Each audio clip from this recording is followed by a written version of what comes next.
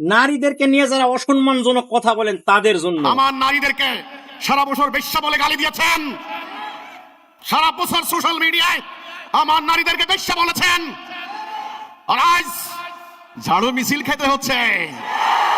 মা মরিয়মকে যখন ভ্রষ্ট বলেছে, ইহুদি জাতির উপরে আল্লাহ গজব দিয়েছেন। 2000 বছর ইউরোপে ইহুদি জাতি লানতের বস্তু হয়েছে। এজন্য এই নারী জাতি বড় স্পর্শকাতর বিষয়।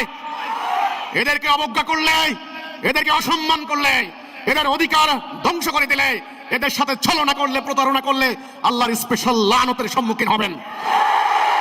আমার নারীরা যখন রাস্তায় নেমেছে, আপনাদের বট বাহিনী বলেছে এগুলো সব বেশ্যাদায়ুস নারী। এখন তোমাদের বিরুদ্ধে ঝাড়ু মিছিল হচ্ছে কেন? এই জন্য বলি, সংযত হয়ে কথা বলবেন, আল্লাহ রাসূলকে সামনে নিয়ে কথা বলবেন। আমরা হিজবুত তাওহীদ আল্লাহর দ্বীন প্রতিষ্ঠা করতে দাঁড়িয়েছি। আমরা কারো চরিত্র হননের কোনো প্রমাণ কেউ দেখাতে পারবেন না।